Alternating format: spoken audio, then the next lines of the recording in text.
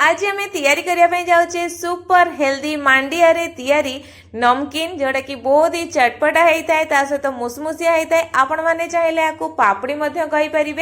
तो जदि आपण मानकर केतळे चटपटा टिके खायापाई इच्छा हुए ना आपण मैंने एइथरु मुठे खाई परिबे। तो ये नमकीन बनवाई प्रथम मुझे गोटे बाउल नहीं जाइए। तो से बाउल रे मापिकी मु नहीं जाइए गोटे बाउल पूरा आमर मांडियार चूना जोटा कि मार्केट रे इजिली आपण मानकु मिल जिवो। आपण माने एठी आपण बाउल जगह गिना नहीं परिवे, चाहा कप नहीं परिवे, ग्लास मध्य नहीं परिवे माप पाई। तो एठी देखंतु से बाउल रे मापिकी मु एठी नहीं जाइए आधा कप प्रथमे, तापर आउ आधा कप माने टोटल गोटे कप एठी मु अट्टा नहीं जाइए। ता सहित एठी मु नहीं जाइए आधा कप आमर चाउलर चूना। तो ये चाउल चूनाटा पकड़ा द्वारा यहाँ आहरी क्रिस्पी होता है।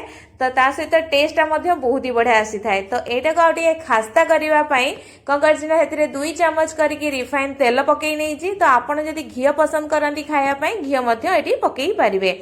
आपण मैंने ये सब जिन को एमती मेजर करके नेबे देखिए यहाँ पूरा परफेक्ट ही बनब।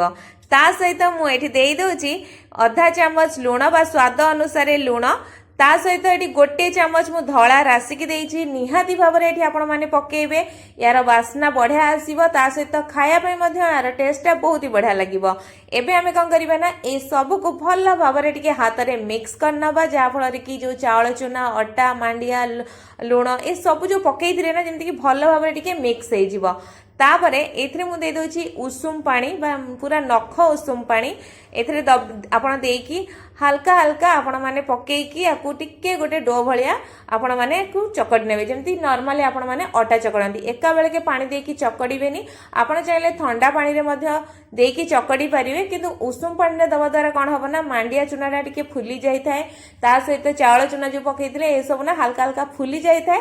तो एटा आउ टिके परफेक्ट बनी थाए हमर, किंतु आपण चाहिले ठंडा पानी रे मध्य करि पारिबे। तो एठी देखंतु मु एठी पूरा डोटा बा आटा जेमति चकड़ांती से बेला माकु चकड़ी नेइची पूरा नरम बहिची जमती आमर गोटे चकटाटा हवा कथा। तो ता सहित ये आउ टिके एटा को चिकन करने मुझे गोटे चामच रिफाइन तेल को पकईकी आपको चकड़ी नेउची।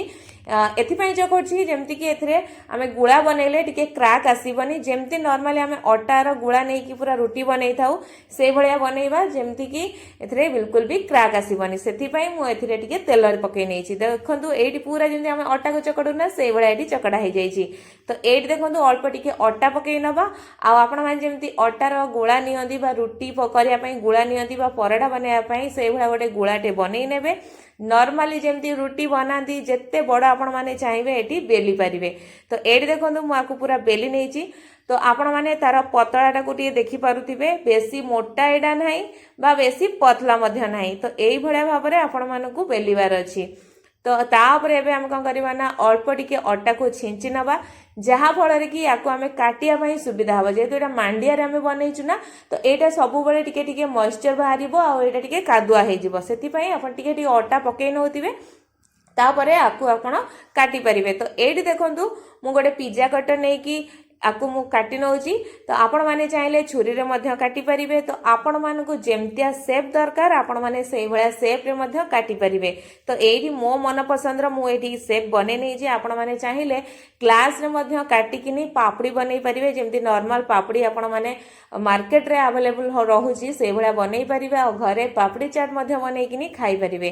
तो एबे या ऊपरे हल्का हल्का अटा को आमे कोन करबा ना छिंची नबा, जा फल रे कि एटा कहा सहित मिक्स मध्य न हबा, सबू अलग अलग होगी रहिबो। सेथिपई कहीं मु कहल ना मांडिया रे बनैचे तो सेथरु जहा बेले टिके मॉइस्चर बाहरिबो आ सेटा सबू तक हमर चिपकी जिवो। तो एठी देखनु तेल को रिफाइन तेल। तो तेल को मुझे करना मीडियम हिट रे ही आपको गरम करी नहीं। बिल्कुल भी आपण माने हाई फ्लेम रे गरम करेंगे नहीं तो यहाँ पको पको पोड़ जीव। तो आपण ये एका संगे पकई ने किसी प्रोब्लेम ना, से धीरे धीरे धीरे धीरे सबूतक अलग हो गोटे गोटे पकड़ा किसी दरकार ही ना। तो ये जिते बड़े आपण मैंने पकेबे सेटा टिके मीडियम फ्लेम रे थिबो, पकई सारा पर फ्लेम टाको पूरा कम करने जहाँ फल कि या टिके आमको कड़क हबार दबार अच्छी से माने यहाँ टे टाण हबार अच्छी जैसे कि आमे पापड़ी खाऊचे टिके कुड़कुड़ कुड़कुड़ लगुच से भाया हबार अच्छी। तापर पुणी आम टे मीडियम फ्लेम को नहीं आसवा, नहीं आसला या टे एपट सेपट करना। तो ये आपण मैंने देखिपे यार कलरटा चेंज हो गलानी। तो आपण मैंने ये जापे यहाँ आमर पूरा एवं रेडी हो जाइए आमर ये नमकीनटा पूरा परफेक्टली ये बनी जाइए। तो एबे ये सबू को आम बाहर करनवा गोटे जाली को जहाँफल कि तेल ए बाहर सुविधा हम। तो ये आपण मैंने साउंड रु जापे यहाँ केते मुसमुसिया होइछि।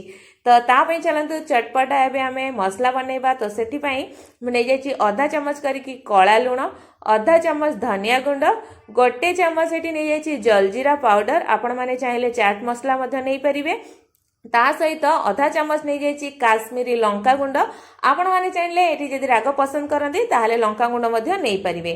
तो यही मसलाटा को एबे भल भाव में मिक्स करनवा।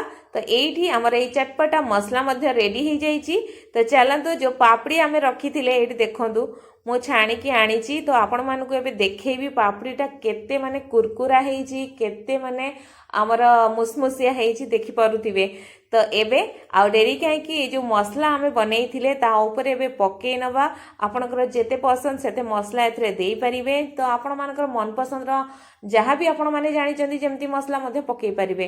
पकई सल्ला परे एमती जेमती मु बनौची बा गोळौची सेमती गोळई नेबे, नाही तो कोन हबो ना मसलाटा हाथ द्वारा गोळेले कोन हबो ना हाथ रे सब मसला गुड़ाक लगी जिवो।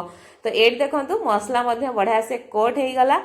तो एबे आकु आपण माने गोटे टाइट कंटेनर रे आराम से 10 रु 15 दिन माने पर्यंत रखिकी मध्ये आपण माने खाई परिबे, बिल्कुल भी गंध हबनी किंबा खराब हबनी। तो आ डेरी काईकी एमती थरे स्नैक्स बा नमकीन घरे निश्चय बनांतु, समस्त को खाया पई दियंतु, निजे खांतु। आ किपरि लागला हम कमेंट बॉक्स रे कमेंट करी निश्चय जणांतु। धन्यवाद।